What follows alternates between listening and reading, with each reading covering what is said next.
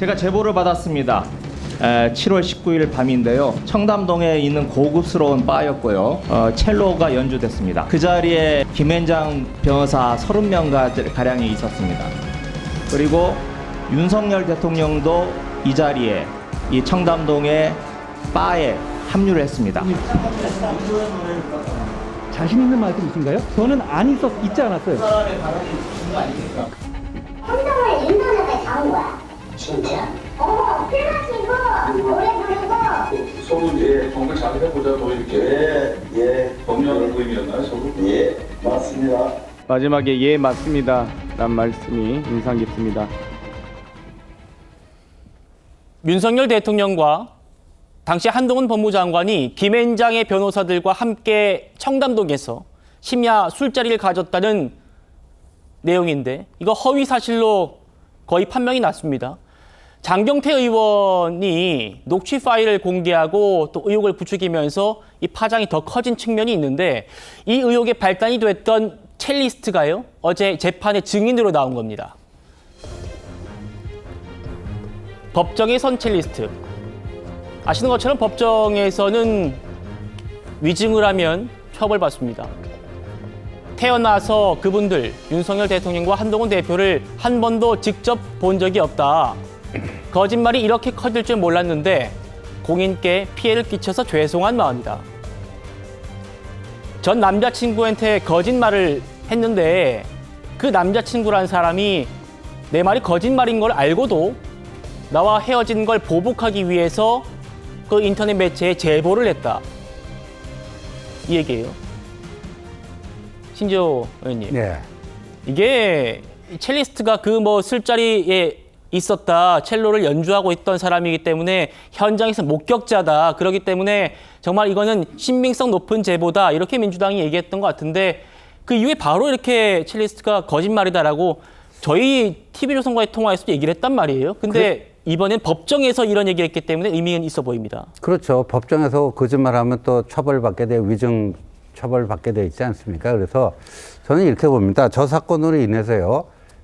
그 더 탐사 김의겸 당시 의원과 협업을 했었던 더 탐사의 뭐 강진구 씨 이런 사람들은 이제 처벌을 받지 않을까 싶은데 김의겸 전 의원은 처벌을 받지 않습니다. 법사위에서 회의장에서 한 그 발언이기 때문에 면책특권이 적용돼서 그런 건데 아마도 김의겸 전 의원이 한겨레 신문 기자 시절에 저런 제보가 들어왔으면 반드시 팩트 체크를 한번 해보고 기사를 썼을 텐데 저런 면책특권이 있는 걸 아니까 아예 질러나 보자. 나는 뭐 나중에 잘못될 일은 없어.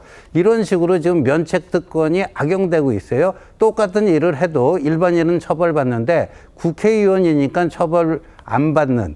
세상에 이런 거를 위한 면책특권이라는 게 말이 됩니까? 그래서 이번에는 정말이지.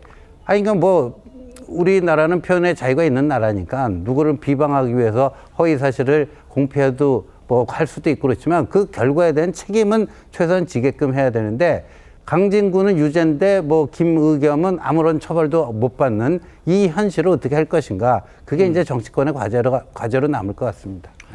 예. 이 첼리스트의 법정 증언 계속 만나보시죠. 더 탐사, 최초로 이 의혹을 제기했던 인터넷 매체죠. 술자리 의혹은 거짓말이라고 더 탐사 측에 설명을 했는데 저의 동의도 없이 이 술자리가 직접 실제로 있었던 것처럼 보도가 됐다. 그리고 이 의혹을 공개적으로 거론한 김의겸 전 의원으로부터는 진위 확인조차 없었다. 진위 확인이 없었다는 거예요, 본인한테. 성영훈 대변인, 역시 또 변호사이기 때문에 또 여쭤보는데요. 이 국회에서 직무상 발언을 하면 면책되지 않습니까? 국회의원의 면책특권 때문에요. 그런데 만약에요, 이 첼리스트 얘기처럼 지금 내가 하고자 하는 말이 거짓말인 거를 알고 있는데도 그 거짓말을 일부러 했다라면 면책특권에 해당됩니까?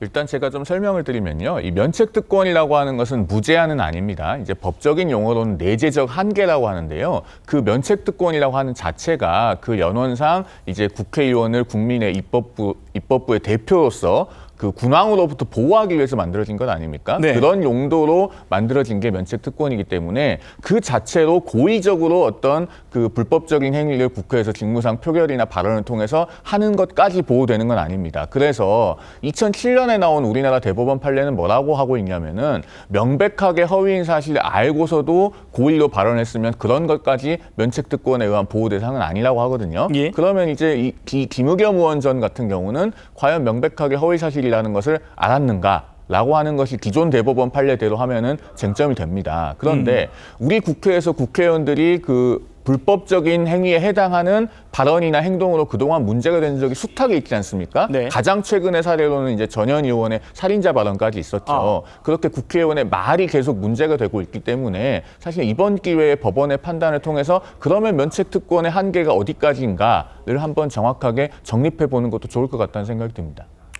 예. 이게 면책특권에 해당되는지는 좀 더 확인을 해봐야겠군요.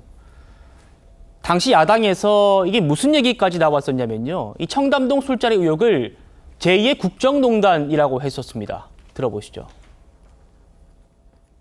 청담동 모 바에서 윤석열 대통령과 한동훈 장관 그리고 김앤장의 변호사들이 새벽까지 음주 가무를 하고 동백아가씨를 불렀다고 하는 건과 관련해서 그것을 목격했던 그 첼리스트의 오빠가 그 녹취록은 녹취된 것은 맞다고 그 사실을 인정했습니다. 갈수록 증거가 추가로 나오고 있는데 만약에 이것이 사실이라면 그야말로 이 일은 제2의 국정농단에 해당될 만큼 엄청난 사건이 아닐 수 없습니다.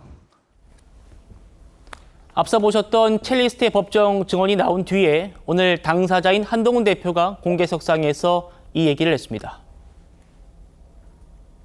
청담동 뭐 첼리스트 술자리 의혹 이거 가지고 민주당에서 당 차원에서 문제를 강력하게 제기했었죠. 그 당사자가 거짓말을 했고 그런 일이 전혀 없었다는 것을 법정에서까지 증언을 어제 했습니다. 이렇게 아니면 말고식으로 던져놓고 괴담을 유포하고 이 문제에 대해서 사과하고 있는 사람도 없지 않습니까? 그렇지만 여론조사를 보면 아직도 그 청담동 술자리가 사실일 것으로 믿는 사람이 거의 국민의 절반 가까이가 됩니다. 이런 것을 더불어민주당은 노리는 것이겠죠.